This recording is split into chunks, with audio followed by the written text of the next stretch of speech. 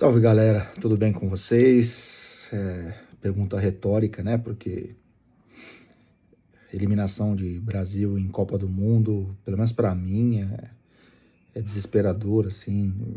Fico dias ou até semanas aí para tentar entender e digerir, cada uma do seu jeito, umas mais tristes, mais decepcionantes, mais revoltantes, como acho que a de ontem. Mas no geral, depois dá tudo, né? Dá tristeza também, porque são 4 anos e alimentando aquela expectativa, gerando. Por mais que o ciclo da CBF tenha sido uma bagunça, a gente foi, de repente, colocou um treinador tarimbado ali que podia dar um jeito e consertar. A gente já foi para a Copa do Mundo com as coisas desconcertadas e na Copa as coisas funcionaram, né? Porque é muito para mim é muito mais ali a química daqueles 40 dias ali do que propriamente o que é feito em 4 anos, mas o Brasil não teve uma coisa nem outra, né? E aí a gente tem muita coisa para colocar, pelo menos na minha visão, aquilo que pode ter faltado para esta eliminação, que óbvio, já soma com 2006, com 2010, com tudo que aconteceu em 2014, 18, 22, né? Até os níveis dos adversários estão caindo, o nível dos adversários está caindo. A gente está caindo de maneira precoce numa oitava de final que não acontecia desde 1990, e eu lembro daquela eliminação. Em 90, eu tinha 8 anos, muito cedo para aquilo que a gente pretendia numa Copa do Mundo, e era um adversário ontem extremamente vencível, né? Com todos os defeitos, o Brasil criou situações durante o jogo para fazer o resultado que precisava, né? Não fez.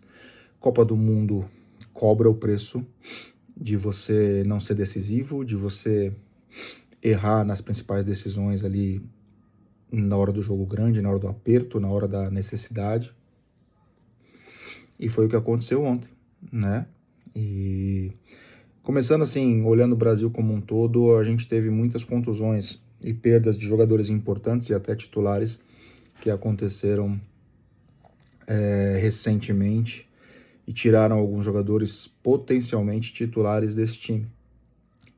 A gente perdeu o Militão, que seria o titular da lateral direita no lugar do Danilo, e o Danilo depois acabou não se justificando, errou passe que gerou o gol do Japão, errou um passe igual ontem contra a Noruega, é um jogador que nem no Flamengo é titular, né? E não é algo que esperou perder para falar, todo mundo já falava.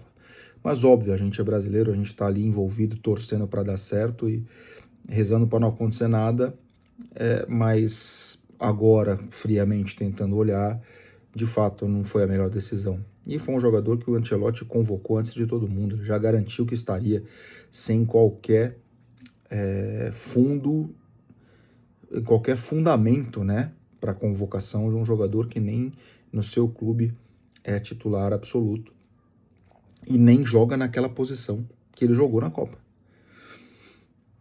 E a gente pode voltar a falar de mais um contundido, o Estevão, que era titular, o melhor jogador na era Ancelotti, jovem, talvez sentisse o peso em algum momento durante a Copa, não sei se seria titular durante a Copa em todos os jogos, mas vinha muito bem e teve uma contusão séria muito próxima e a seleção não quis levá-lo. Poderia de repente até estar disponível, mas a seleção não quis contar com ele para essa Copa do Mundo. Uma pena, mas é um jogador que estará nos próximos ciclos com certeza. Tem muito talento e precisa ser muito bem lapidado, jogar na posição certa para não virar mais um que vai ser odiado pós qualquer eliminação, como os de hoje estão sendo, né? A gente teve a perda do Rodrigo, um jogador que já tem uma Copa do Mundo, mais maduro, com mais 4 anos nas costas de Real Madrid, de experiência, poderia ajudar muito esse ataque do Brasil, potencialmente titular também, e não tivemos o Rodrigo por uma contusão séria que vai perder inclusive o começo da próxima temporada. E numa situação crítica de lateral direita, onde o jogador que mais se destacou e talvez uma esperança ali de uma lateral um pouco mais ofensiva, que desse um apoio ali por aquele lado, o Wesley se machucou no último amistoso, antes da Copa. E aí a reposição dele foi por um volante. Então a gente teve pouca situação que pudesse gerar expectativas na lateral direita. A gente teve o Danilo e a gente teria um Ibanez que é zagueiro e pode fazer. No primeiro jogo já não foi bem, já foi sacado e não entrou mais na Copa do Mundo.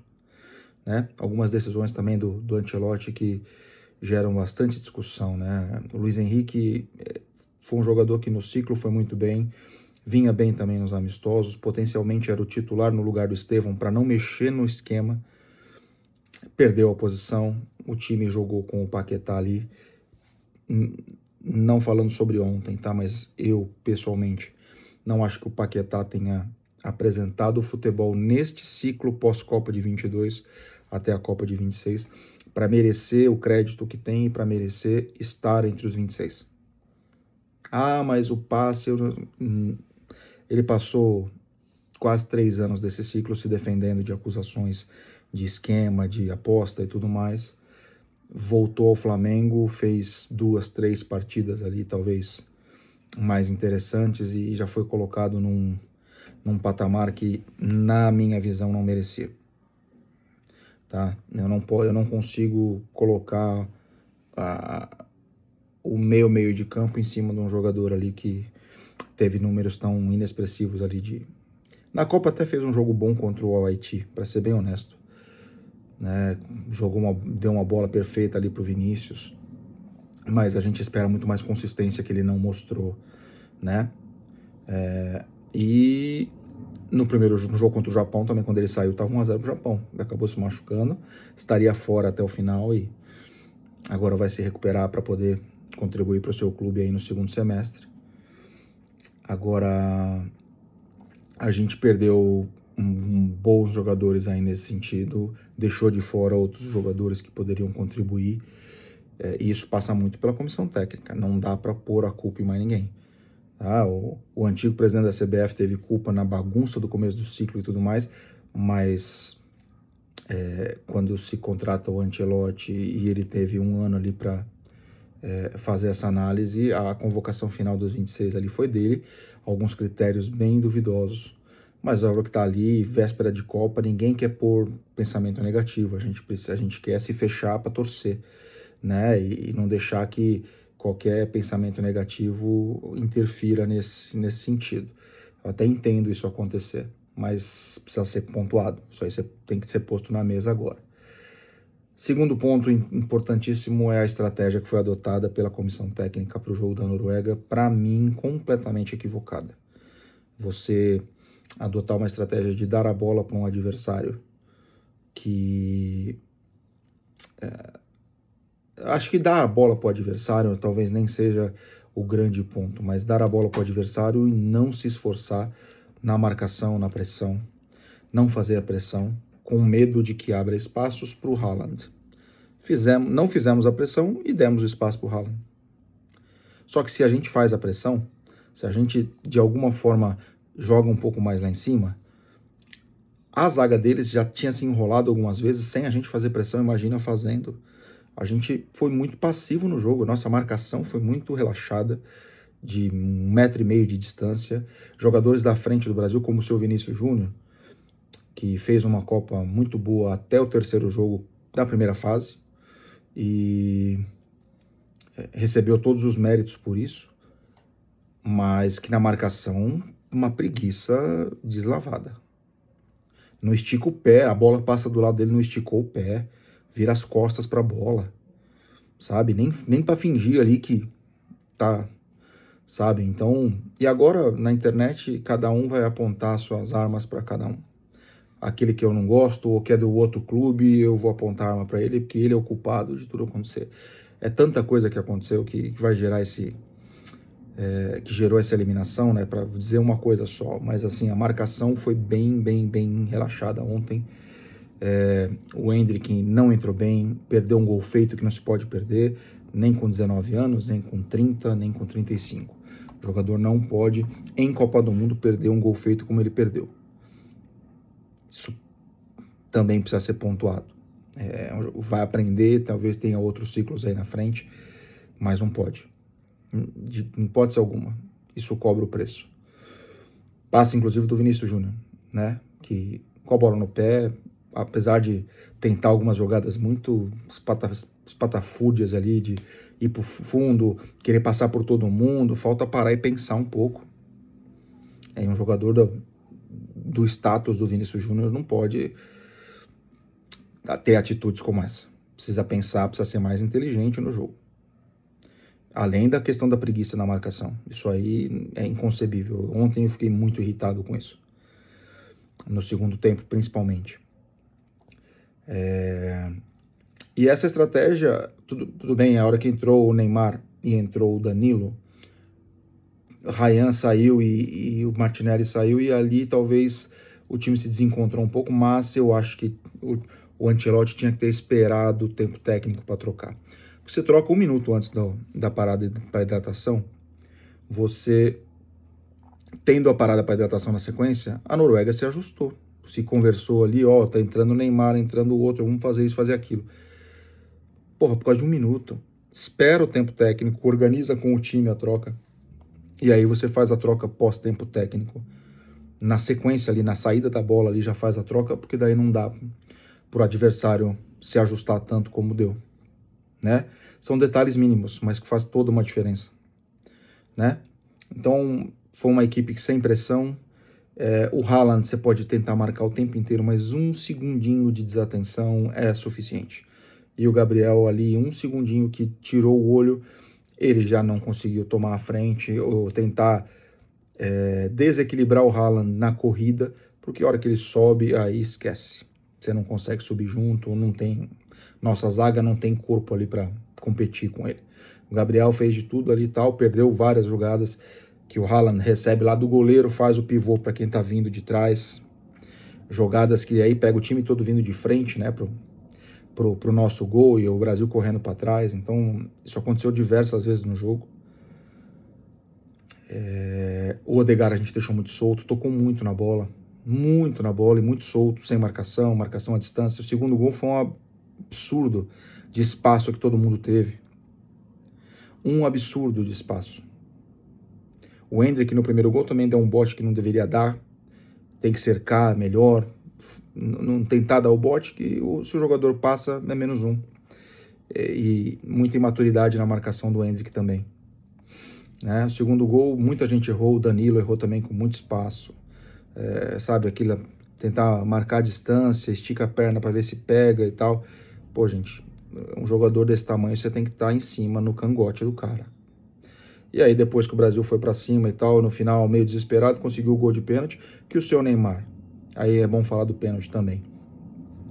O seu Neymar pôs debaixo do braço, ficou ali discutindo com o goleiro, uns não gostaram, tal, usaram isso para poder já deschavar tudo que não gostam do Neymar por outras questões. A gente sabe que isso existe, mas o Neymar ali, ele é craque nesse sentido, cara. Ele negocia com o goleiro e não perde o gol de pênalti. Se estivesse em campo desde o início, se tinha condição para jogar, eu acho que até tinha que jogar, porque nesses detalhes decisivos ele faria a diferença. Ele teria feito a diferença no pênalti que, de maneira outra vez absurda, o Bruno Guimarães bateu. Mas no último ano, ele que tem as estatísticas aí, foi o que melhor fez. Cara, o Bruno Guimarães bateu 3 pênaltis com o jogo rolando na carreira. 2 pelo Newcastle, 1 pelo Lyon. Nunca bateu um pênalti pela seleção brasileira. Vai bater logo em Copa do Mundo a primeira vez, porque os números... Tem que analisar os números não tão friamente. Os números sozinhos, eles são pobres. Entendeu? Você tem o Vinícius Júnior, que pode não ser o exímio batedor, mas bateu mais pênalti decisivo na carreira, pelo Real Madrid, em Champions, jogo decisivo. Entendeu? Esses jogadores têm... O Casemiro bateu contra a Croácia na última Copa, cara. Não é mais o capitão da equipe, o capitão é o Marquinhos, mas chama na chincha, olha pro banco e fala pro Ancelotti, eu vou bater. O próprio Vinícius não é o craque, não é o pica.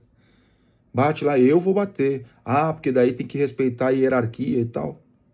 Então fica nessa. Tá bom, dá bola no Bruno. O Bruno nitidamente ali tava tremendo de medo. não olhou no olho do goleiro em nenhum momento, olhou para o chão. Se ele tivesse olhado para o goleiro, ele teria visto o goleiro caindo para aquele lado primeiro, bateria no outro, caixa, 1-0 e era outro jogo. O gol do Endrick também faz o gol no começo do segundo tempo ali, 1-0 é outro jogo. Então olha a quantidade de chances que o Brasil foi perdendo. Essa questão do pênalti já foi tema na Copa de 22, vai ser de novo, porque é muita decisão em jogo decisivo, mas é muita decisão em jogo importante, em jogo crítico como foi o de ontem, tomada errada, tomada de maneira estapafúrdia, um vai quem quer danado, sabe? Essa hora precisa ser muito assertivo, tá? E a gente se envolve, cara, eu sou um cara que me envolvo tanto com Copa do Mundo, sabe? Desde eliminatórias, depois do sorteio dos grupos, álbum de figurinhas, pintar a rua, enfeitar a casa, sabe? Tento engajar todo mundo nesse sentido. A gente que às vezes nem tem tanto engajamento, não liga muito pra Copa. Eu tiro férias para isso, pô, do meu trabalho, para poder acompanhar os jogos, o torneio, assim. E eu me sinto muito pelas crianças, cara. Eu mandei uma mensagem ontem pro meu sobrinho também, tipo, fica bem, vai tudo dar certo, porque para eles é um fim de mundo que não existe, cara. A gente sabe que daqui a pouco, 2 semanas, 3, a gente tá de novo de pé, com a esperança renovada por alguma outra coisa, para seguir, porque isso é normal no futebol. Derrotas fazem parte e a gente vive o luto ali, daqui a pouco tá tudo de novo andando para frente. Mas para as crianças, às vezes, não... E outra, para os mais velhos, cara, a gente não sabe se vai ter outra Copa para torcer. Então, essas coisas, eu sei que o jogador não vai pensar nisso. Tem que pensar, cara, na hora de tomar as decisões. Não é, é o nosso sonho, é a nossa família. Não, vocês têm que pensar, 200 milhões que estão ali suportando vocês, cara. Se não fosse esse povo todo aí, vocês não estavam lá. É uma pressão enorme, tem que estar preparado para suportar essa pressão, cara. Queria dizer também um pouquinho sobre o Neymar, que talvez não teve a Copa que sonhou que teria como Last Dance, né?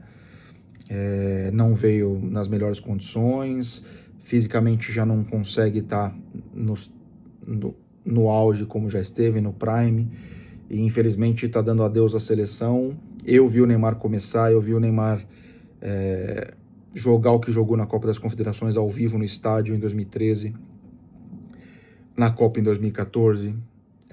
Eu vi um Neymar muito protagonista, que infelizmente em Copa, nos momentos decisivos, não pôde participar por contusão, uma que quase deixou ele tetraplégico, outras na Copa de 18 não veio 100%, tinha com problema no pé, Copa de 22 machucou durante a Copa, e Copa de 26 machucou na véspera da Copa, aí a gente não sabe, né? O se não existe, né? Agora é só conjectura, não tem jeito, mas é uma perda. Eu não vou aqui por causa de política dizer que sabe, a culpa é dele, pelo amor de Deus, gente, entendeu? Se o Bruno Guimarães fosse um malandro o suficiente como o Neymar é, para bater pênalti, para negociar com o goleiro, a gente não estava aqui falando de eliminação, não estava. E fica aí, de repente, a torcida, a esperança de esse técnico. O Ancelotti vai ficar mais 4 anos, já está definido o contrato dele, mais 4 anos na seleção. E aí o que a gente pode esperar é que a renovação dos jovens aí venha bem, que seja um trabalho muito bem construído desde o início, que tenha que se mudar muita coisa lá dentro, que se busque a essência do futebol brasileiro para se jogar a Copa do Mundo e para se jogar o futebol brasileiro de novo, entendeu? Acho que a estratégia ontem de esperar e de marcar atrás e tal é totalmente diferente do que o futebol brasileiro pede. A gente tem talento para jogar diferente. A gente tem condições e recursos para jogar propondo o jogo. E a gente tem que fazer isso. Então, espero que com a provável renovação que vai haver, os jogadores mais experientes, muitos deles talvez tenham se despedido da seleção ontem. Então, é esperar que esse novo ciclo tem Copa América, que já pode ser um grande primeiro torneio para buscar uma redenção e já ganhar a confiança necessária para seguir. A Argentina em 21 usou muito bem isso. Então a gente tem aí pela frente grandes desafios para o que o futebol brasileiro possa voltar a ser o que um dia já foi, e que em 30 a gente possa, enfim, comemorar a conquista da Copa do Mundo novamente, para que os mais novos sintam o que a gente sentiu lá atrás em 2002, em 94, né? Que essa geração agora tem esse prazer de sentir e o que é legal, como é bom, como é gostoso ser campeão do mundo. E eu vou lembrar, para terminar, uma passagem de 93, no meio das eliminatórias, eu e alguns primos, a gente discutindo após uma derrota do Brasil para a Bolívia. Foi a primeira derrota na história das eliminatórias para o Brasil, um frango do Tafarel e tudo. A gente ali meio desiludido e um olhando para o outro, fala, será que a gente nunca vai ver o Brasil jogar uma final de Copa? A gente tinha ali vivido uma, mais velho, talvez 2 Copas, mas eu tinha vivido a de 90, 86 eu tenho um flashzinho na cabeça só. E a gente se perguntando se a gente nunca ia ver o Brasil ser finalista de uma Copa, zero perspectiva para 94, e nós fomos finalistas por 3 vezes seguidas, ganhamos 94, ganhamos 2002, fizemos uma boa Copa em 98, perdemos na final, e quer dizer, as coisas podem mudar. A perspectiva lá era tão ruim quanto essa, mas a gente pode mudar, e de repente em 30 a gente recomeça um ciclo de virtude, um ciclo de vitória, e de renovação positiva do futebol brasileiro. Tá bom, gente? Quem puder, quem quiser deixar o like, curtir, comentar, compartilhar, muito grato pela ajuda de todos vocês aí. Um abraço. Nos próximos dias vem aí também o nosso panorama geral da fase de oitavas, depois de quartas, como a gente tem feito em todas as fases da Copa. Esse aqui foi um especial sobre eliminação do Brasil e conto com a ajuda de vocês aí, tá bom? Um abraço, obrigado e boa tarde.